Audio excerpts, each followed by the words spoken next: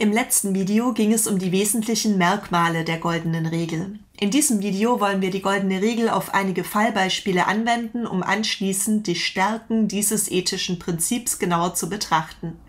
Drücke einfach nach jedem Beispiel kurz auf Pause und überlege, wie sich die goldene Regel in dieser Situation anwenden lässt.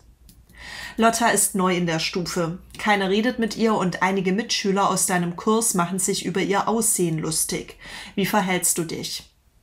Da du selbst nicht ausgegrenzt und verspottet werden möchtest, beteiligst du dich nicht an den Lästereien. Du sprichst Lotta an und stellst dir deine Freunde vor. Eventuell nimmst du Lotta in Schutz und sagst deinen Mitschülern, dass du ihr Verhalten nicht in Ordnung findest. An diesem Beispiel sehen wir bereits, dass die goldene Regel keine konkreten inhaltlichen Vorgaben macht. Sie ist ein formales Prinzip, das der einzelne Handelnde je nach Kontext selbst mit Inhalt füllen muss. Unter Bezugnahme auf dieselbe goldene Regel können so verschiedene Personen zu unterschiedlichen Handlungsweisen gelangen. In diesem Fall verbietet mir die goldene Regel zunächst ein offensichtlich falsches Verhalten. Ich soll mich nicht über Lotta lustig machen. Sie kann mich aber auch zu einem bestimmten guten Verhalten auffordern, etwa mit Lotta zu reden, ihr meine Freunde vorzustellen oder sie vor meinen Mitschülern in Schutz zu nehmen. Deine alleinstehende Nachbarin ist krank und kann das Haus nicht verlassen. Sie ruft dich an und bittet dich, einige Medikamente für sie zu besorgen. Was tust du? Wenn du in Not bist, würdest du dir auch Hilfe wünschen. Deshalb fährst du zur Apotheke und besorgst die Medikamente. Eventuell bietest du deiner Nachbarin an, Lebensmittel für sie einzukaufen oder sie zum Arzt zu begleiten. Alex hat Blutkrebs und benötigt eine Stammzellenspende.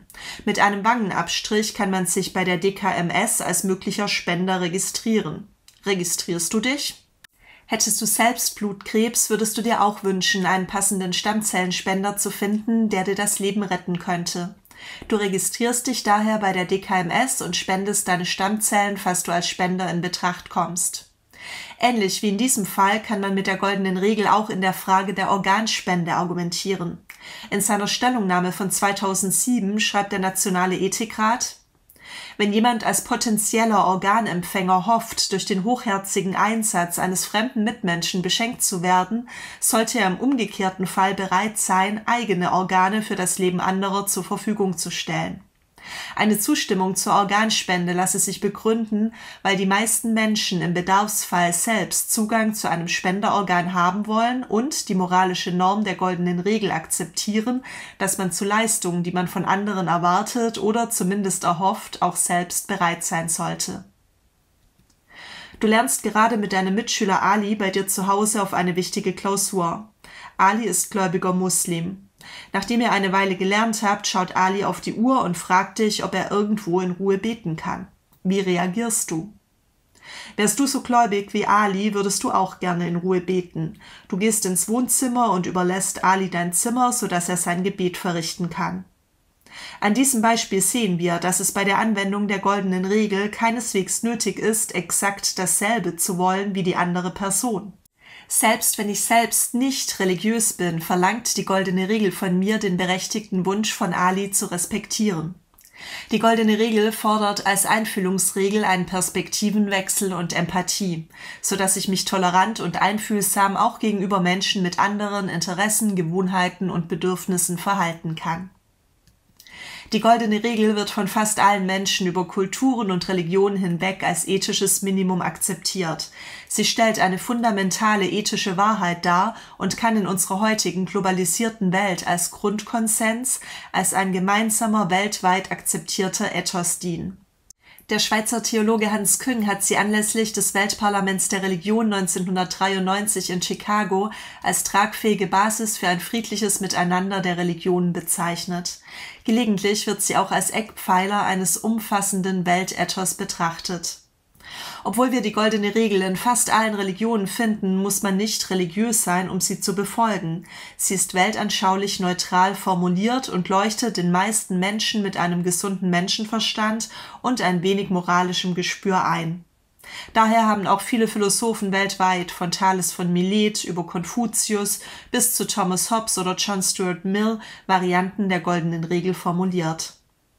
Die goldene Regel zeigt, dass sich Eigeninteresse und Altruismus nicht ausschließen. Sie appelliert an den gesunden Menschenverstand und ermöglicht durch eine vernünftige Balance zwischen Eigeninteresse und Altruismus ein gutes Zusammenleben.